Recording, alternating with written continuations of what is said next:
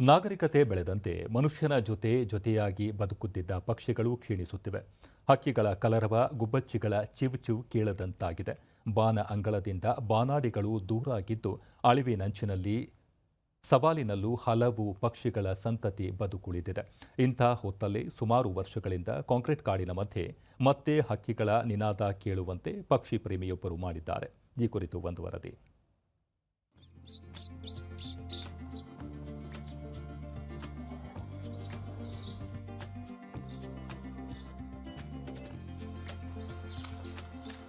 ಪಕ್ಷಿ ಲೋಕದ ಅವಸಾನವನ್ನು ಮನಗಂಡ ರಾಯಚೂರು ಜಿಲ್ಲೆಯ ಮಾನ್ವಿ ತಾಲೂಕಿನ ಸಲಾವುದ್ದೀನ್ ಎಂಬ ಪಕ್ಷಿ ಪ್ರೇಮಿಯೋರ್ವರು ತಮ್ಮ ಮನೆಯನ್ನೇ ಪಕ್ಷಿಗಳ ಆಶ್ರಯ ತಾಣವನ್ನಾಗಿ ರೂಪಿಸಿದ್ದಾರೆ. ಪಕ್ಷಿಗಳೇ ಇವರ ಪ್ರಪಂಚ ಎಂಬಂತಿದ್ದು, ಆಹಾರಕ್ಕಾಗಿ ಬರುವ ಪಕ್ಷಿಗಳಿಗೆ ಗೂಡುಗಳನ್ನು ತಯಾರಿಸಿ ಆಶ್ರಯ ನೀಡಿರುವುದು ವಿಶೇಷವಾಗಿದೆ.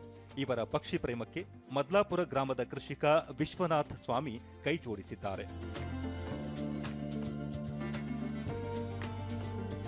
ತಾವು ಬೆಳೆದ ಭತ್ತದ ತೆನೆಗಳಲ್ಲಿ ನೈಜ ರೂಪದ ಗೂಡುಗಳನ್ನು ತಯಾರಿಸಿ ಪಕ್ಷಿಗಳಿಗೆ ಆಶ್ರಯ ಒದಗಿಸುವುದರ ಜೊತೆಗೆ ಕಾಳುಗಳಲ್ಲೂ ಒಂದಿಷ್ಟನ್ನು ಪಕ್ಷಿಗಳಿಗೆ ಮೀಸಲಿಟ್ಟು ಮಾದರಿಯಾಗಿದ್ದಾರೆ. ಕತ್ತಲು ಸರಿದು ಮೂಡಣದಲ್ಲಿ ಸೂರ್ಯ ಉದಯಿಸುವ ಹೊತ್ತಿಗೆ ಸಲಾವುದ್ದೀನ್ ಅವರ ಮನೆಯ ಅಂಗಳದಲ್ಲಿ ಹಕ್ಕಿಗಳ ಚಿಲಿಪಿಲಿ ನಿನಾದ ಕೇಳಿಸುತ್ತದೆ. ಆಹಾರಕ್ಕಾಗಿ ಮನೆಯ ಸುತ್ತಮುತ್ತ ಹಾರಾಡುವ ಹಕ್ಕಿಗಳಿಗೆ ಸಲಾವುದ್ದೀನ್ ಹಣ್ಣಿನ ಗಿಡಗಳನ್ನು ಬೆಳೆಸಿದ್ದಾರೆ. ನೀರಿನ ವ್ಯವಸ್ಥೆಯನ್ನೂ ಮಾಡಿದ್ದಾರೆ. 100ಕ್ಕೂ ಹೆಚ್ಚಿನ ಗುಬ್ಬಚ್ಚಿಗಳು, 25ಕ್ಕೂ ಹೆಚ್ಚು ಪ್ರಭೇದಗಳಿಗೆ ಆಶ್ರಯವನ್ನು ಕೊಟ್ಟಿದ್ದಾರೆ. ಭತ್ತದ ತೆನೆಗಳಿಂದ ನಿರ್ಮಾಣಗೊಂಡ ಗೂಡುಗಳ ಜೊತೆಗೆ ಸಲಾವುದ್ದೀನ್ ಅವರ ಮನೆಯಲ್ಲಿ ಗೋಡೆ, ಛಾವಣಿಗಳಲ್ಲಿ ಬಿದಿರು, ಟೈರ್, ಮಡಕೆ, ಪೈಪ್ಗಳ ಮೂಲಕ ಗೂಡುಗಳನ್ನು ನಿರ್ಮಿಸಲಾಗಿದೆ. ಗುಬ್ಬಚ್ಚಿ, ಮೈನಾ, ಹಳದಿ ಗುಬ್ಬಿ, ರಾಬಿನ್, ಬುಲ್ಬುಲ್ಗಳಂತಹ ಹಕ್ಕಿಗಳು ಇಲ್ಲಿ ದಿನನಿತ್ಯ ಆತಿಥ್ಯ ಸ್ವೀಕರಿಸುವುದು ವಿಸ್ಮಯಕಾರಿಯಾಗಿದೆ.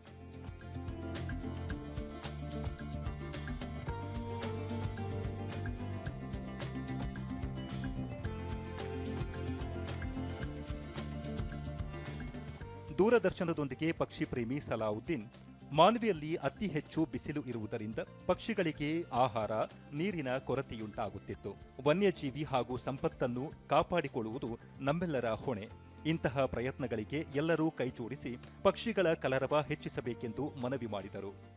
ಪ್ರತಿ ವರ್ಷವೂ ಕೂಡ 2 ಬೆಳೆ ತೊಳಗ ಮುಂಗಾರು ಮತ್ತು ಹಿಂಗಾರು ಬೆಳೆ ಕಟಾವು ಆಗೋದಕ್ಕಿಂತ ಮುಂಚೆಯಲ್ಲಿ ಒಂದು ಜಡೆ ಹೆಣೆದಂಗ ಒಂದು ಭತ್ತದ ಒಂದು ತೆನೆಯನ್ನು ಹೆಣೆದು ನನಗೆ ಕೊಡ್ತಾರೆ ಸರ್. ಇದು ಪುಣ್ಯದ ಕೆಲಸ. ಆಮೇಲೆ ಇದು ಮಾಡೋದ್ರಿಂದ ಇದು ಗ್ರಾಮೀಣ ಕಲೆ ನೋಡ್ಲಿಕ್ಕೆ ಸಹ ಬಹಳ ಚಂದ ಇರ್ತಾವ.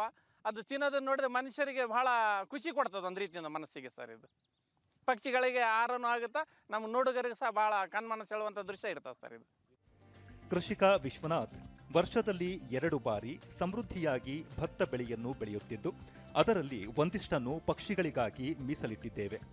ತೆನೆಗಳಿಂದ ಗೂಡು ನಿರ್ಮಿಸಿ ಆಹಾರ ಮತ್ತು ಆಶ್ರಯ ಎರಡನ್ನೂ ಏಕಕಾಲಕ್ಕೆ ಒದಗಿಸುವ ಪ್ರಯತ್ನ ಮಾಡುತ್ತಿದ್ದೇವೆ ಎಂದು ಹೇಳಿದರು. ಬೇಸಿಗೆ ಮತ್ತು ಮಳೆಗಾಲ 2 ಟೈಮ್ನಲ್ಲಿ ಅದನ್ನು ಗೊಂಚಲು ಮಾಡಿ ಪಕ್ಷಿ ಪ್ರೇಮಿಯವರಾದ ಸಲಾವುದ್ದೀನ್ ಅವರಿಗೆ ಪ್ರತಿ ವರ್ಷದಂತೆ ಕೊಡ್ತಾ ಇದ್ದೇವೆ. ಅದನ್ನು ನಾವು ಕೂಡ ಮನೆಯಲ್ಲೇ ಆಗ್ತಾ ಇದ್ದೇವೆ. ಪಕ್ಷಿಗಳಿಗೆ ಇದು ಒಂಥರ ಆಹಾರ ಆಗಿ ಒಳ್ಳೆ ರೀತಿಯಿಂದ ಇದಾಗುತ್ತೆ. ಪ್ರಕೃತಿಯಿಂದ ಎಲ್ಲವನ್ನೂ ಪಡೆದುಕೊಳ್ಳುವ ಮನುಷ್ಯ ಪ್ರಕೃತಿಗಾಗಿ ಕನಿಷ್ಠ ಪ್ರಮಾಣದ ಸೇವೆಯನ್ನು ವಾಪಸ್ ನೀಡುವ ಅಗತ್ಯವಿದೆ. ಈ ನಿಟ್ಟಿನಲ್ಲಿ ಸಲಾವುದ್ದೀನ್ ಅವರ ಸೇವೆ ಮಾದರಿ ಹಾಗೂ ಅನುಕರಣೀಯವಾಗಿದೆ.